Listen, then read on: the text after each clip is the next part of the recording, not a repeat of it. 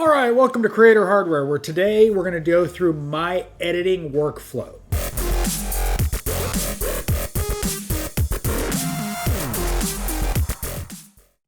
I record my audio to a separate audio device, and then I use an A6600 to record my video. First thing I'm going to do is name them. I'm not going to show you that because just renaming a file. So I know what I've got. Then I'm going to go ahead and go open Adobe Audition and start processing my audio. Scratch drive in both my computers. I'm editing on my older system because it's easier for screen capture, but I have a scratch drive with all of my raw files, and then I've got another file on my main drive for my finished videos. All right, so the first thing I'm going to do is I'm going to import my audio into Adobe Audition. I'm going to go ahead and pull it over here, and then I'm going to double click on it, put some headphones on, and I think this comes as close as possible. I've got audio, so I'm going to go ahead and pull it down here and do match loudness. All that's going to do is put it to -23 LUFS. So it doesn't blow your ears out, or it's not too quiet. I'm going to go over here and do dynamic processing, apply that, just a little bit of processing, nothing real major. Export it back to that scratch drive. And then I'm going to close Audition, open up Premiere Pro, new project, test A6400. I've already edited this video and uploaded it, so it's just for demonstration purposes only. So I'm going to click on my video file, my audio file, B-roll, and my title bumper. So everything's highlighted, as you can see right there. Pull it down and let it import. Now that I've got all my footage imported, I'm going to go ahead and sync my audio. Click on this, hit Control, click on that, merge clips. Obviously remove the audio from the video, and then it's going to pull it into one. I'm going to pull it in, scroll out, make it a little easier to see. Now normally when I edit on multiple screens, but I'm doing this for demonstration purposes.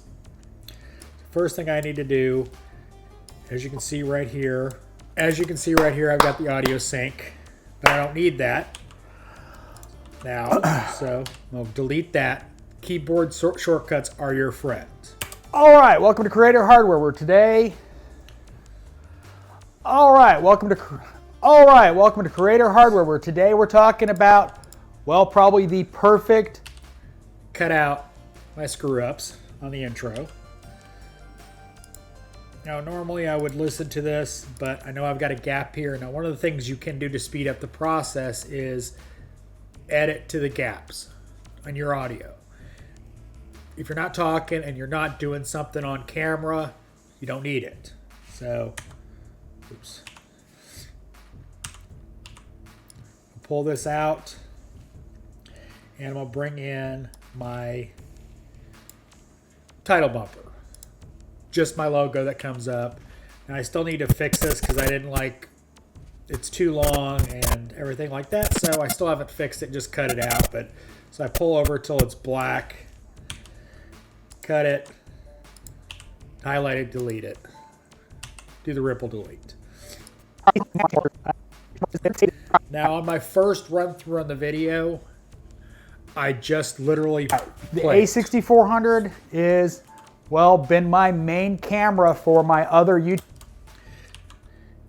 I might skip ahead and cut some things out that I know I'm not going to need. Channel for a couple years now.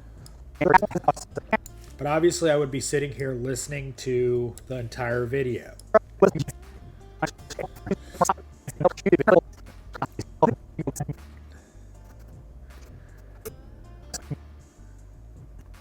Again, I've uploaded this already, so this is just for demonstration. I know I gotta get rid of that. I'm looking for the part where I talk about vlogging with the camera so I can insert my B-roll. But it's a great solution. Now, one of the drawbacks to the A6600 is when you're actually filming, if you're trying to do like a vlog style where you're holding the camera, in-body stabilization is not the greatest. It is not the best vlogging camera. So if you're looking for a vlogging camera, you're gonna have a little bit of shake. It's not the best at that.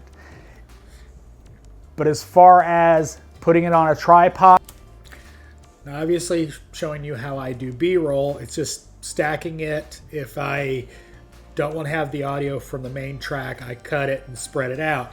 But real quick and easy, add B-roll, move around, figure out where it needs to go. Obviously you storyboarded it or figured out where everything needed to go, so you should know. Be doing this on my first run through. So I'd be going through and cutting and cutting and cutting, getting everything right. Now I know on this one, it's pretty much, I talk nonstop for the last whole clip. After I get done with the outro, you know, where the video ends, I cut it, and then I want to go back. all right, welcome to Creator Hardware. And watch it again with all my cuts, going through and making sure everything's good. There's no place where I go but, cut, but. Go through it at normal speed so you can figure out if there's any corrections you need to make, if there's any cuts you need to change. Figuring out, making sure that you've got the footage you need, cut the way you want it. That's the big thing. Go through it a second time, regular speed, and you're good to go. Now again, I'm doing this for demonstration purposes, but the next thing I would do is I would come, and I should have grabbed it when I was grabbing the rest of my assets, but audio file. If you want to do background music, after you do all your cuts is when you add it. Now, the first thing you're going to notice is Today we're talking about -30 works perfectly for this track. Makes it background noise, not too loud for overwhelming the audio, but it works well. Well, probably the perfect. So next I'm going to take and cut and move it away from my bumper so I don't have that conflicting with that music. And then now one of the things I do in my transitions is I don't use a traditional transition. I use a simple effect control. I go and do a zoom. When I have a cut, I'll zoom in a little bit just to make it less jarring when you do a cut. And it's not as straight up obvious that you've got a cut there when you do a zoom in. Still a cut, we know it's a cut, but it gives something for the viewer to change their perspective without making them lose attention. So as we're going through, I will continue to add the audio to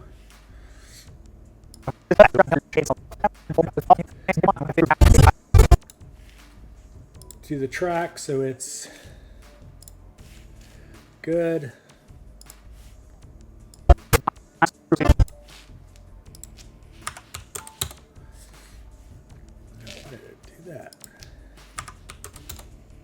Get them out the next week.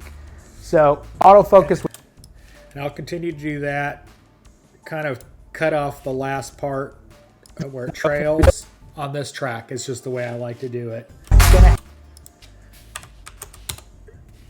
Keep doing that till you get to the end of the video, and then you're going to go ahead and shorten it to the end of the video.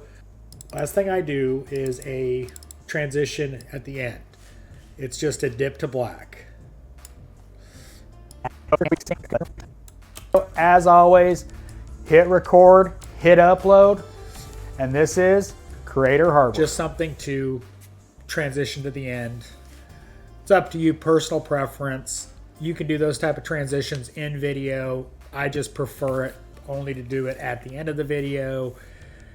Every now and then I'll do it when I'm transitioning this to a different scene. I'll do a dip to black or a dip to white, but that's my video workflow. Last thing we're gonna do after we got done is we're gonna export it. Output to H.264, the 4K preset for YouTube is what I use. Need to change, that should be good. As you can see, that video is already there because I have had to reshoot it because I didn't have my mic set up right. You'll hit Q and then you'll go ahead and start exporting to media encoder. Now while that's encoding, my normal workflow is on my other computer is while this is encoding, I will go ahead and go through my footage and find the perfect goofy look on my face to use as a thumbnail picture. While my video is exporting, I will pull up Photoshop and do my thumbnail with that picture I grabbed, that thumbnail. Once all that's done, then I start uploading. That's my editing workflow. Hope you enjoyed this. As always, hit record, hit upload. Thanks for watching. This is Creator Hardware.